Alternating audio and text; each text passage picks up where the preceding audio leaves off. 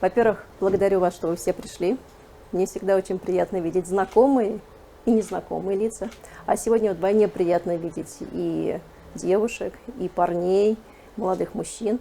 Спасибо, что проявляете интерес не только к той самой ювелирке, бижутерию, хотя татары носили тоже и бижутерию, и не бижутерию. Вот я, например, сегодня не в металле, а в пластмассе. Но это тоже особенность, которая влияла всегда на определенный период и на временные различия. Я вам хочу сегодня рассказать не только об украшениях, а вообще о том, какую они роль играли в жизни татарской женщины в любом ее возрасте, от маленькой девочки до пожилой женщины, и в жизни мужчины, и вообще играли ли какую-то роль украшения в жизни татарского мужчины. Вот сегодня она играет роль или нет? Как вы думаете? Мужчины носят украшения? Носят. А могу отметить такую особенность, что исследователи еще с конца XIX века активно начали изучать народы Поволжья и писали, что как раз-таки именно татары отличаются тем, мужского пола, что очень ухаживают за собой. Они не только практически каждый день бреют голову, потому что они достаточно часто брили голову, подстригают свои усы, но при этом еще очень любят носить модные для того времени украшения. А вот какие были модные, а какие нет, я вам расскажу чуть позже. А хотела бы я начать именно с строк одного татарского поэта 19 столетия, который еще родился в 18 веке, Габдул-Джабар Куандалы. «Время поможет рубины найти». Вроде бы такая непонятная, вполне запутанная фраза, но в ней очень интересные моменты скрыты. Кажется, что все самое интересное было где-то там далеко, но на самом деле это было не там далеко. Это сегодня есть наше настоящее. Потому что украшения мы носили как и тогда, так носим и сегодня. И хотела бы начать, наверное, с наиболее ранних украшений, конечно же, женских. Кто из вас знает эту милую даму? Татарскую женщину. Очень часто ее называют сюмбике. На самом деле, кто был на прошлой лекции, наверное, слышал по поводу того, что я говорила, что, скорее всего, сюмбике была не в подобном головном уборе, а он был немного другой. И вопрос в том, что какой головной убор носила замужняя женщина, а какой незамужняя. Но это вы можете послушать в лекции, которая выложена в открытый доступ. Сегодня же мы поговорим не о головных уборах, а поговорим об украшениях, которые украшали вид татарской женщины, наверное, в 18-17 столетии, то есть чуть ранее, чем сегодня будет основная часть нашей лекции. Интересно отметить, что как бы много мы ни говорили об украшениях в целом, достаточно много сохранилось именно в археологических материалах и очень мало понятного в обыкновенных этнографических материалах, что касаемо более раннего периода. То есть мы, например, знаем, какие были украшения в период болгар проживания, золотоордынский период, но практически не знаем, что было в 16 и 17 столетии. С чем это связано? Дело в том, что в более ранний период у нас активно ведутся археологические раскопки, то есть именно более раннего периода. И там достаточно много именно фактического материала. Но одна беда в чем? Материала много, но нет всегда полного понятия, как его носили. А в более поздний период материала меньше, но есть изображения, есть музейные коллекции, которые нам дают возможность понять, как же оно было на самом деле. Вот такой временной парадокс. Одни из самых ранних украшений, которые именно характеризуются татарским населением, сохранились в фондах Российского этнографического музея и, безусловно, нашего Национального музея Республики Татарстан. И обратите внимание, в нижней части находится очень интересное височное украшение под названием сырга. Оно сохранилось в единственном экземпляре. Оно, скорее всего, крепилось именно к конусообразному головному убору височной части и спускалось в нагрудную. Состояла из цепочек и небольших подвесок, выполненных в технике филиграни. В более поздний период сохранились подобные украшения, но они были чуть короче и были как подбородочные перевязи. Такого длинного, объемного уже варианта не сохранилось в 19 столетии. Если обратите внимание на изображение, то увидите, что у этой дамы есть еще и налобная повязка. И эта налобная повязка выполнена полностью из металла. Да, действительно, опять-таки в единственном экземпляре в фондах Российского этнографического музея сохранилась подобная повязка, называется буаш-хаситеся. Необходимо понимать, что вот два вида этих украшений, конечно же, характерны были именно для знати. Понятно, что в сельской местности, в повседневной жизни подобные украшения не носили. И поэтому их осталось очень мало в целом, и они характеризуют более ранний период ювелирного искусства. Если мы перейдем к следующему варианту, то мы здесь увидим моего любимого художника Карла Федоровича Гуна. Почему моего любимого художника? Потому что именно у него в большом количестве представлены изображения костюмного комплекса как городского, так и сельского середины XIX века, а именно 60-х годов.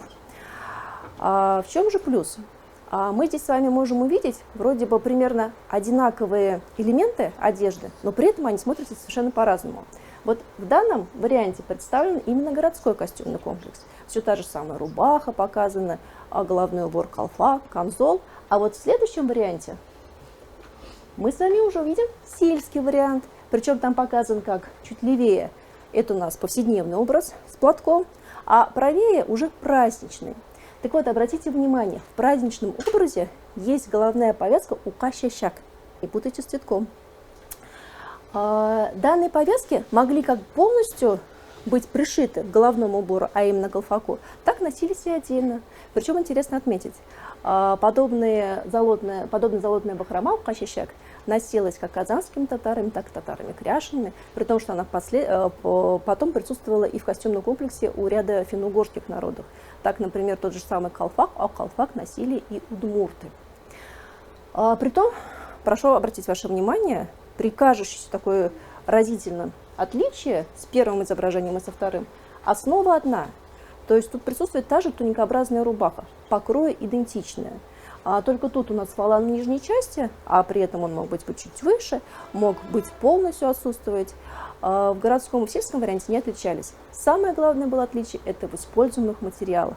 Безусловно, это касалось и украшений. Люблю эти булавки, щелбор, которые в достаточно большом количестве сохранились в музейных коллекциях, и почему-то о них очень часто умалчивают, не рассказывая. Скорее всего, это связано с тем, что для казанско-татарской традиции они были не характерны. Почему? Потому что они служили прежде всего для закалывания тастаров. Тастар – это полотенцеобразный головной убор, который в большей степени сохранился у мишарей и у татар-кряшен. Когда рассказывают о щелбор, то прежде всего в рамках истории именно мишар и татар-кряшен. Но я не могла сегодня не рассказать о щелбор, в связи с тем, что я их очень люблю. Мне кажется, для современных девушек покрытых это очень удобная булавка, которая будет показывать и твою идентичность. Сегодня мы с вами будем следовать определенному принципу. Какому принципу? Мы начинаем с головы. То есть у нас с вами были головные украшения. Мы начали с повязки налобной, у нас было височное украшение. Конечно же, к головным украшениям у нас относятся и те самые шумящие подвески щулпы. Щулпы были разнообразны по исполнению. Это могли быть и обыкновенные монетки. Обратите внимание, здесь как раз у того самого моего любимого художника Карла Федоровича Гуна показана маленькая девочка, у которой в косы вплетены небольшие щулпы, состоящие из одной или двух монеток. Но при этом, если мы с вами посмотрим далее, мы увидим, что щулпы были также разнообразны. А в чем их было разнообразие? В том, что они могли бы состоять либо из одной монеток, либо из нескольких частей. Причем щулпы могли быть и составные, то есть подвесок могло быть от 1 до 3, а также, если мы посмотрим в следующем варианте, они могли быть соединены небольшим коромыслицем, куэнделек щулпы. Но они были достаточно тяжелые, то есть понятно, что на одну косу их не подвесишь. И чаще всего их носили либо прикрепив к 2 косам, либо к другому девичьему украшению, тезме, накосному, к нижней части самого накосника. При этом, в связи с тем, что там было, кроме еще этих щулп, разнообразные подвески, бляхи, монеты на тканевой основе, безусловно, они достигали достаточно высокого и большого веса. Поэтому, когда их крепили к косе, их могли подвязывать либо вот здесь, вот в нижней части головы, подводя наверх, либо подводя наверх и вниз под подбородочную часть, тем самым, чтобы снизить вес и давление на голову. Перейдя далее, мы с вами как раз таки увидим те самые тезме или щащтенкесе, девичьи накосники, которые скрывали всю косу, в отличие от щулпы. Причем необходимо отметить, что именно тезме или чащтенкасе это были все-таки больше, даже не больше, это были девичьи украшения. А вот чулпы носили как маленькие девочки, так и взрослые женщины. То есть такие моменты тоже необходимо не забывать. Обратите внимание, тут показаны 3 тезме, 3 девичьих накосника. И у каждого этого девичьего накосника в верхней части, получается, у нас в нижней части показано то, что у нас находится внизу косы, а вот слева наверху то, что находится наверху косы. И чаще всего это были либо небольшие бляхи, ювелирные бляхи, либо коранницы, где могли быть какие-то изречения из Корана, либо охранительные записи, которые помогали девушке в этом мире. Вообще необходимо понимать, что очень часто украшения нанесли, безусловно, конечно, декоративный характер, но и к тому же они несли и охранительный. То есть как бы они охраняли своего владельца. Тут, конечно же, разные предыстории. Кто-то считает, что это чисто такой религиозный аспект, кто-то считает, что это не только имеет отношение к религии, но и больше к язычеству. И вот мы сегодня с вами, когда вот будем узнавать об украшениях, будем смотреть с разных сторон, где у нас религия, где ислам, а где языческие корни прослеживаются в украшениях. Пройдем далее. Понятно, нам необходимо с вами увидеть, как же эти украшения выглядели. Если мы с вами поняли, как вплетаются в косы щелпы, причем маленькие и большие, мы с вами должны понять, как же выглядели на живой девушке то самое тезме. Причем, в чем отличие тезме от чащтенкасе? В данной ситуации на обеих девушках одна из них модель, которая была сфотографирована в Национальном музее, думаю, в конце 90-х годов, а вторая тоже модель, но нарисована Карлом Федоровичем Боном в 1860-х годах. Тезме состояла из 2 полос ткани, которые были соединены перемычками. И на эти полосы ткани нашивались монетки, либо бляхи, которые имитировали эти монетки. В нижней части могли быть подвески в виде щуп, каких-то небольших блях также, причем они могли быть в единичном либо в нескольком количестве. А чащтенкасе представлял собой цельную полосу ткани, на которой нашивались либо каури, либо кораллы, либо те же самые монеты. И считается, что это более архаичный вариант. Если мы с вами вспомним Георги, я думаю, скорее всего, много слышали. Может быть, и не знаем, кто такой, но это был исследователь в 18 столетии, который ездил в экспедиции.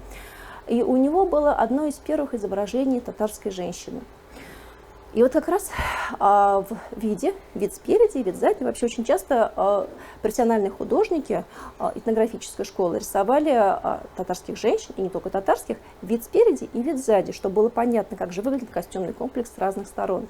И вот как раз-таки он один из первых показал чащтенкасе. И считается, что чащтенкасе носили с конусообразными на твердой основе головными уборами, а уже тезме появляется только в 19 столетии. Когда мы говорим о головных украшениях, безусловно, необходимо понимать, что без серег мы никуда. И чаще всего наиболее классической формой татарских женских сережек считается именно вот в данном варианте миндалевидные.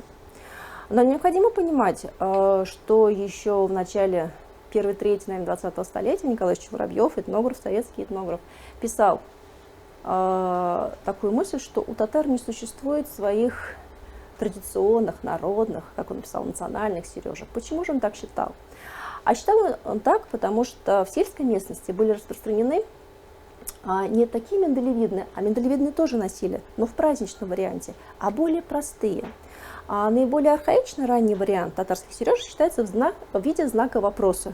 То есть небольшой металлический прутик, изогнутый в виде знака вопроса, с небольшими камушками, нанизанными на него. И те же самые одинцы, двойницы, тройницы, которые были характерны и для славянских, и для финно-угорских народов, также носило и татарское население.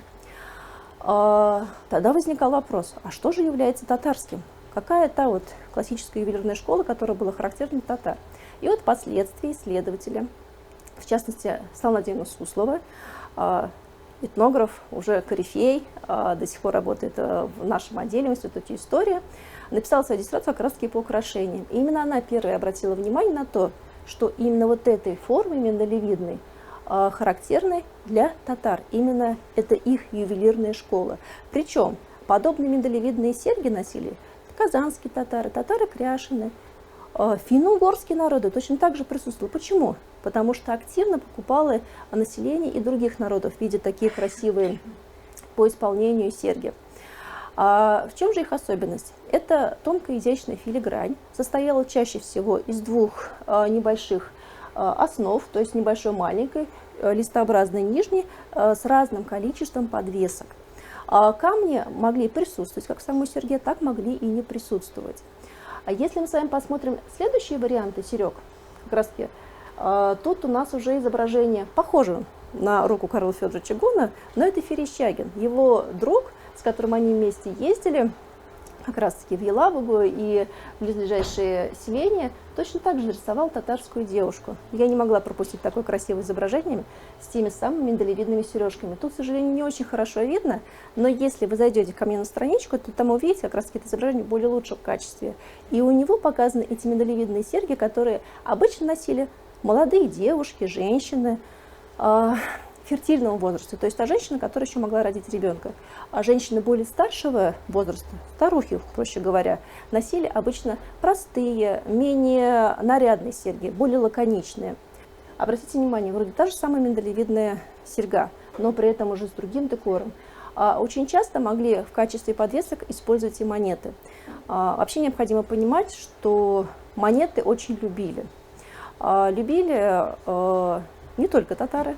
Вообще в Волго-Урале разные народы использовали в качестве декора, в качестве украшения монеты, причем разного достоинства. Порою в музейных коллекциях или в частных коллекциях находятся украшения, где представлены монеты не то что допетровские, а еще и болгарского периода. То есть там можно найти столь ранние по производству монеты, что не всегда их можно даже обозначить какого точного периода, потому что они стираются, и непонятно, что там было написано. То есть из поколения в поколение они передавались и оставались в качестве реликвий в семье. Но понятно, что когда мы с вами придем в музей, в Национальный музей, когда там будет проводить экскурсию, первым делом расскажут о тех самых кудрявых екатерининских рублях. Очень любили крупные монеты хорошего достоинства, потому что они были с высоким составом серебра.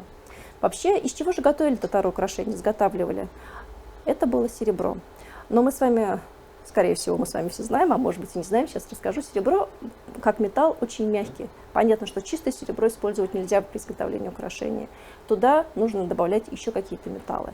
И обычно это был цинк или медь, или вместе. То есть серебро легировали, делали его более плотным, чтобы оно держало форму. Также могли для изготовления украшений использовать лом.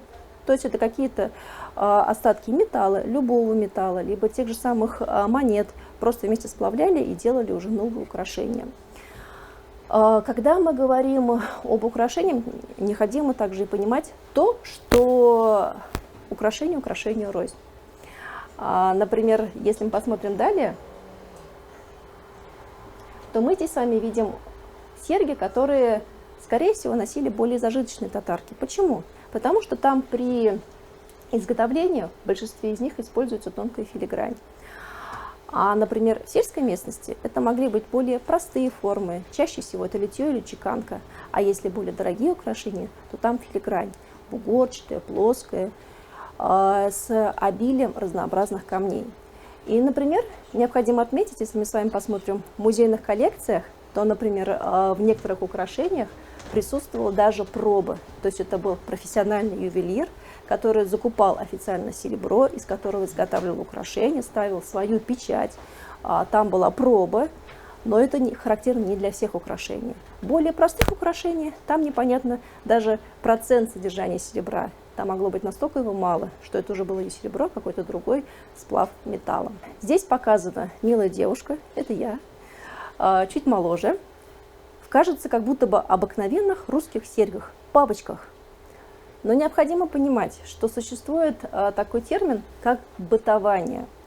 Зачастую понравившиеся серьги закупали на ярмарках, которые были характерны для другого народа, тут в качестве именно как раз таки русские серьга, бабочка, которые носили татары. И, например, в том же самом Российском этнографическом музее присутствует очень много украшений, которые кажутся совершенно не характерны для татар, но при этом они были закуплены у татарок.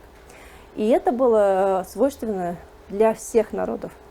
Все женщины любили украшения, и у них папеньки, когда уезжали на ярмарки, на заработки, могли покупать украшения, которые изготавливались представителям других народов. И потом они привозились и носились у живых семьи, и могли передаваться из поколения в поколение. Мы с вами плавно опускаемся ниже.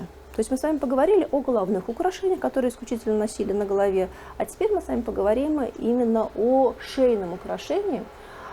Это ойщик, лунница. Интересно отметить, что в принципе это тоже один из ранних элементов украшения. В более поздних вариантах не присутствует. Всего на данный момент хранится 3 ойщик. Это в Российском этнографическом музее 2 экземпляра. Вот недавно я была в Тобольске, увидела еще последний, 3-й экземпляр. Причем, что он достаточно крупный. То есть вот в данном экземпляре ойщик, она достаточно миниатюрная лунница, полностью выполнена из металла, а в Тобольске она, наверное, практически полностью закрывает грудь. То есть настолько объемная по исполнению. В более поздних вариантах они перерождаются в те самые муинса, или, как у кряшен, томакса. То есть небольшая лунница на тканевой основе, в которой нашивались монеты, кораллы и любые другие небольшие ювелирные бляхи. Было характерно больше все-таки для сельского населения, в городской среде подобные украшения не носили. Но не только ойщик носили татарские модницы. Безусловно, носили и обыкновенные цепочки, ожерелья, причем они были очень разные по исполнению. Они могли быть из камня, они могли быть из металла, то есть обыкновенная цепочка разного плетения. Могла быть цепочка вместе с монетами, причем не всегда это была настоящая монета, могла быть и имитация монеты. А могла она и перемеживаться бусинка, монетка, бусинка, монетка. Причем, чем дороже украшение, тем сложнее оно было по исполнению. Например, мы здесь с вами видим украшение вот с правой стороны. Это уже тонкая филигрань, где используется ряд камней разнообразных, которые могли себе купить только зажиточное население. Понятно, что на селе это были чаще всего полудрагоценные камни. Например, в Якашилбаре в городском исполнении могли использоваться даже рубины, могли использоваться изумруды, причем изумруды любили.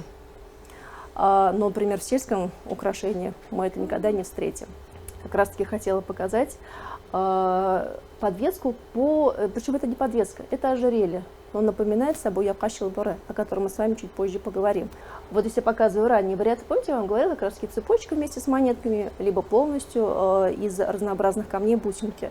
Причем необходимо понимать, что бусы остались не только в 19 столетии, где-то далеко. Помните, все наши бабушки, Эбилер, Энилерде, то есть у меня, например, и тетка родная, и Девани, они всегда ходили с бусами, причем бусы были разнообразные. Не могу сказать, что в советский период ходили в металлических бусах. Чаще всего это были камень или тот же самый янтарь. Янтарь очень любили, считалось, что он имеет целебные свойства, которые полезны для организма.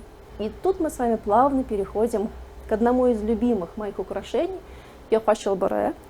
Благодаря нашим современным мастерам, в частности Ильдара Гатауллина Змили Хаситай, который начал их штамповать на 3D принтере. Первое время я была возмущена, мне казалось, все, традиционная культура теряет свои корни. Потом я поняла, что 3D принтер на самом деле это не так плохо. Многие молодые девушки, маленькие девочки узнали о таком ювелирном украшении, как Якашилбаре. Так в чем же его особенность? Мы столько о нем говорим, и вот я говорю, что оно мое любимое, но до 19 столетия его как такового не было. О нем ни один исследователь, который писал о татарах, не упомянул ни разу. Ни Георгий, ни Лепехин, ни Невзоров, который рассказывал о казанских татарах. Как будто бы и не было. И вдруг, как черт из табакерки, он появляется впервые там, в описании у Карла Федоровича Фукса, что да, действительно татарки носили. И тут возникает вопрос, откуда же оно появилось, это украшение? Светлана Владимировна Суслова высказала мнение, что, скорее всего, оно имеет финно-угорские корни. Вообще необходимо понимать, что наш регион тем и хорош своей политничностью, что у нас активно идет взаимовлияние. То есть финно-угры носили часто тюркские украшения, в частности татары и чуваши носили финно-угорские украшения. И все это уходит вглубь веков, то есть в 10-9 столетия. Это все идет наслоение в болгарский период, а потом, когда Золотая Орда приходит, наступает ее время, там уже появляется влияние и Востока. и Китай, и все это вместе накладывается в технике изготовления украшений и сам вид этих украшений.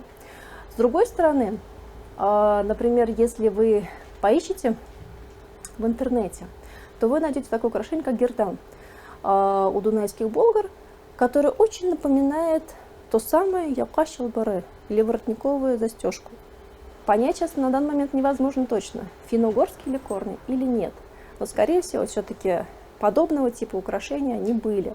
Если мы с вами посмотрим чуть далее в следующем файле, здесь наиболее такие развитые, богатые формы, вернемся потом к более ранним вариантам. Обратите внимание, современные девушки, когда носят яка шалбары, у них остается только вот сама застежка и подвески, но нету вот этого ободочка тканевого, который давал то тонкое, плотное прилегание именно к шее, то есть как воротничок своеобразный. Сейчас осталась только застежка, подвеска и цепочки. Но это немного неверный вариант ношения яка шалбары. Если мы с вами перейдем к следующему файлу, то мы увидим вот с левой стороны тут ранний вариант, именно гривноподобный, благодаря чему Светлана Владимировна Суслова сделала выводы, что, скорее всего, это имеет именно финно-угорские ранние корни. Что интересно, у яка шалбары было разное количество подвесок, от 1 до 9 примерно. Самые часто встречаемые варианты – это 5.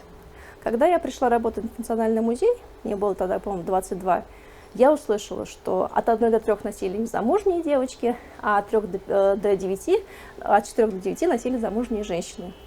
Это неверно. Это миф, который создают порой экскурсоводы. Ну, возможно, да, красиво звучит, но разницы в количестве подвесок не было никакой. Скорее можно найти, знаете, в чем разницу? В более ранних вариантах было 5-9 подвесок, а уже в более поздних вариантах, ближе к концу 19 столетия, во-первых, яка шалбар становился совсем маленьким, и чаще всего было от 1 до 3 подвесочек. Когда мы говорим об украшениях, не только о ювелирных украшениях, потому что необходимо понимать, что татары носили разнообразные украшения, и очень часто они были на тканевой основе. И тут перед нами изю, верхний нагрудник, который татарская женщина надевала поверх рубахи. Вообще нагрудника было 2. Нижний нагрудник укрякща, который прикрывал как раз таки голое тело, и верхний нагрудник изю, который носил декоративный характер. Тканевая основа, на которой нашивались разнообразные ленты, шелковые, позументные, а также нашивались бляхи. Когда я читала в том году лекцию у дочки в школе, я 3 раза сказала бляхи, и мне дочь сказала, что я опозорила ее перед классом. Надеюсь, я вас не опозорила сейчас, потому что я не знаю, как по-другому сказать данный элемент. Вообще необходимо понимать, что бляхи были очень разнообразные по форме. Они могли быть круглые, прямоугольные, квадратные, звездчатые, восьмиугольные. И это разнообразие отражалось и на том, как они использовались. Небольшие, чаще всего круглые прямоугольные бляхи нашивались на изю, а уже другой, более сложной формы нашивались на хасите, о котором мы поговорим чуть позже. Часто могли на изю нашивать на какие-то небольшие бусинки, памятные вещи. Причем необходимо отметить, как на изю, так и на хасите нашивалось. То есть оно носило такой, можно сказать, даже чисто обережный характер. Считалось все то, что относилось к твоему роду, но это тоже, опять-таки, мы с вами фантазируем в данный момент, мы предполагаем, почему это нашивалось. Необходимо понимать, что очень часто современные исследователи накладывают свой современный опыт и считают, что оно могло быть так. Но так ли оно это было, мы не знаем точно. Это только наше предположение. Пойдем далее. И вот то самое хасите. А хасите тоже в последнее время все узнали. Но могу сказать, что хасите тоже было очень разнообразное. Хасите рознь. Как бы вот мы с вами масло масляное. До этого, минут, наверное, 15 назад я вам говорила о георгии. Как раз-таки вот в его издании присутствует вот эта милая казанская татарка. Но вообще необходимо понимать, что эта милая казанская татарка, скорее всего, и не казанская. Тут вообще существует очень много споров по поводу того, кто же был первым, кто изобразил эту женщину, кто был вторым, и вообще относится ли это к Казани из-за Казани. Скорее всего, нет. Но тут уже как раз-таки наш с вами пытливый ум подразумевает то, что, скорее всего, определенно характерные для одного периода элементы костюма присутствовали в разных регионах проживания татар. Безусловно, была одна и та же форма рубахи, которая очень долго сохранялась, примерно схожие головные украшения и, конечно же, не только головные украшения, но и перевязи. И вот, обратите внимание, тут перед нами совершенно, наверное, нетипичная по форме перевязь хасите, потому что здесь присутствуют, во-первых, нашитые бусины, а бусины они непростые, это речной жемчуг. Как ни странно, почему-то об этом в последнее время не так часто говорится, но татары жемчуг любили, и он присутствовал в достаточно большом количестве в их украшениях. И мы это с вами потом увидим на примере даже тех же самых браслетов. Подобная форма, она считается наиболее ранней. Это экспонат из кунсткамеры, а именно в кунсткамере сохранились предметы, которые были привезены туда в 18 столетии во время экспедиции, организованной Академией наук. В других музеях подобных форм хасите не сохранилось. Есть изображения как раз-таки у Георгия подобного типа, вот этого небольшие нашитые бусины жемчуга. И ранние работы, где якобы изображена сюмбике, то есть начало 19 столетия, там тоже подобные формы показаны в хасите, где присутствует жемчуг и небольшие подвески. Если мы с вами пойдем чуть далее, то мы увидим, что хасите не всегда было из ткани. Более ранние варианты, они все из металла. Причем, что наибольшее количество металлических хасите сохранились именно в Национальном музее. Почему же они из металла? Скорее всего, это связывает с тем, что оно носило все-таки более статусный характер. То есть это было статусное украшение, показывающее то, что перед вами зажиточная дама, что она себе это может позволить. И уже в более поздних вариантах появляются те самые охранительные элементы. Появляется небольшой карманец, куда складывается Аль-Коран, либо какие-то изречения. И появляется множество элементов, которые как бы охраняли носительницу от сглаза. То есть вот тут интересно отметить, что в хасите было два полярно разных взгляда. Это вроде бы и религия ислам, когда у тебя изречение из Корана, но при этом и раковины каури, небольшие бусинки, либо веточки, которые тебя охраняют от каких-либо злых духов. То есть такое тоже в традиционной культуре присутствовало. Посмотрите, это уже более поздние варианты. Но что интересно отметить, мы сами же, конечно, видим наиболее парадные, где множество ювелирных блях, небольших нашивок, но при этом возникает вопрос, а кто его носил? То есть какой возраст? Например, Фарида Лутфулловна Шарифуллина, когда описывала касимовских татар, она рассказала о таком обычае, когда молодая невеста входила в дом своего супруга, ей подкладывали как раз-таки на подушку хасите, она на него наступала. То есть она получала право носить его. Но при этом в музейных коллекциях есть очень много хасите, которые маленького размера, и явно носила их маленькие девочки. То есть возникает такой диссонанс. А кто же носил? Женщины или взрослые, или совсем маленькие дети? И тут необходимо обозначить такой вопрос. Во-первых, в более позднем варианте, как я уже не раз сказала, данные перевязи носили статус как бы хранения, то есть обережный статус. И, скорее всего, у маленьких детей они присутствовали, эти перевязи, подвески. Были небольшие бути, куда как раз-таки просто перевязь с небольшим карманцем, куда вкладывались. Были перевязи по типу хасите, куда нашивались интересные небольшие монетки, либо какие-то памятные вещи в семье. Хотела бы обратить ваше внимание, у нас есть коллекционер Гульшат Нугайбекова. Они, по-моему, из ГТРК сняли цикл небольших передач, где она рассказывает о своей коллекции и немножко рассказывает о традиционной культуре. И что интересно отметить, у него в коллекции есть небольшое детское хасите советского периода, которое шито из гимнастерки ее отца, где присутствуют пуговки, какие-то значки советского уже периода. То есть какие-то важные вещи для семьи, которые она хотела носить. То есть об этом мы с вами тоже не должны забывать. Как бы получается трансформация. Если более ранние варианты, именно городской знати, это металлические хасите, которые носили статусный характер, то уже более поздний вариант, это уже скорее обережный характер, который носила как молодая маленькая девочка, молодая девушка, так и взрослая женщина. Но тут возникает уже другой вопрос. Если вы сегодня посмотрите, придете на Пещон базара или Великий Ем, которые прошли совсем буквально недавно в августе, то те девушки, женщины, которые надевают а-ля традиционные костюмы, чаще всего хасите надевает поверх камзола. Но на самом деле, скорее всего, все-таки хасите носили под камзолом. Его не выставляли вот так вот на показ. Все-таки там был ал-Коран, то есть то, что ее охраняло, и это было скрыто от людского глаза. Другой вопрос относительно хасите: как же его носили? Справа налево или слева направо? Что вы об этом слышали? Давайте. Слева направо. Все верно, слева направо.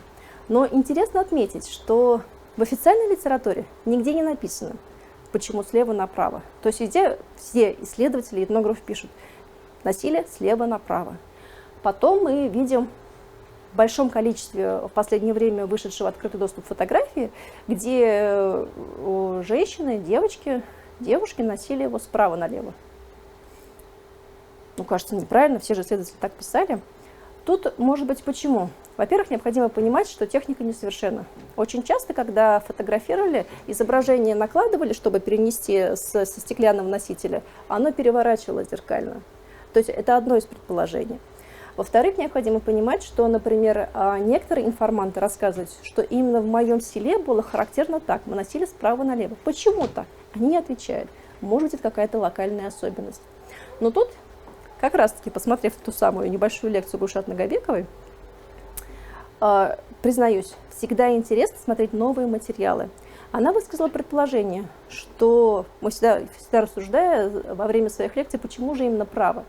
Ну, во-первых, при леге левая рука нечистая. У меня все время свекровь ругает мою дочку, которая у меня левша, похоже, рожденная: левой рукой не кушай, левой рукой не трогай. Правая рука с правой стороны ал-Коран. Правой чистой рукой трогать. Мне понравилось ее это предположение. Оно вполне имеет жизнь. Почему бы нет? Логику, да, согласна. То есть оно вполне, то есть у нас получается с левой стороны действительно сердце, то есть оно вот так вот с левого плеча на правую руку. То есть как бы тут, скорее всего, какой-то религиозный контекст, безусловно, он играет роль, и утилитарный. То есть какие-то такие особенности, обратите внимание, мы сегодня с вами все время говорим, вроде бы религия, вроде бы нет, вроде бы утилитарность, а вроде бы красота. Оно все время будет прослеживаться в основах традиционной культуры. Те самые мои ювелирные бляхи или элементы украшений. И уже до этого я вам говорила, что они были разнообразны по форме, но при этом также они были разнообразны и по декору. Перед вами показаны небольшие караницы. Чаще всего они были в виде небольшого прямоугольничка, либо могли быть квадратный прямоугольник, либо тубус, куда вмещались небольшие листочки. Это всего, скорее всего, был не полный Коран, а небольшой листочек, сложенный в несколько частей, либо скрученный. Эти караницы, как еще до этого я говорила, нашивали как на хасите, так могли и верхней части тезме нашивать, ближе к голове. А можно вопрос? Да, конечно. Караница, она совсем маленькая, учитывая, что печатание Корана в начале 19 века было начато до этого. То есть его что, мелкими буквами переписывали? Я же говорю, там его не переписывали, полного Корана никогда не было. Это были молитвы, да. Причем даже не сура могла быть, просто какое-нибудь пожелание, чтобы все было хорошо. То есть оно было разнообразно. Когда он вскрывает и смотрит, там вплоть до того, что там мог быть небольшой кусочек дерева. То есть не всегда это была небольшая бумажка с изречениями из Корана, либо благопожеланиями. Вот, то есть как бы и такое присутствует. Эффект плацебо получается просто. Можно сказать, да. И очень хорошая фраза «эффект плацебо». Почему? Сейчас скажу, потому что, потом забуду. Очень часто в татарских украшениях присутствуют гемы. Гема – это камень, на котором высечено какое-то слово, либо изречение, либо узор. И когда однажды я была на лекции Лилии Ильины, забыла фамилию, в общем, она была главным хранителем Национального музея, она рассказывала об украшениях и отметила интересный факт. По-моему, в подвеске, либо в какой-то из подвесок была гема от какого-то русского украшения. Красиво, изящно, почему бы нет? То есть зачастую не всегда носители представляли, что же было написано. То есть и такое присутствует. То есть это тоже необходимо отмечать. Очень часто, когда сейчас читают, что же было написано в тех же самых изречениях, либо в печатях, написано с ошибками. Либо, когда делали насечки, гравировку, переписывали множество раз. Какая же была техника у татарских украшений? То есть мы с вами будем немножко скакать. В принципе, с тканевым украшением закончили. Это у нас в основном изю и та же самая хасите. Техника была разнообразная. Это было и литье, это была и чеканка, это была и филигрань. Причем филигрань тоже была разнообразная. Это могла быть и ткань, когда из проволочки скручивали само украшение. То есть каждая маленькая проволочка представляла себя законченный элемент.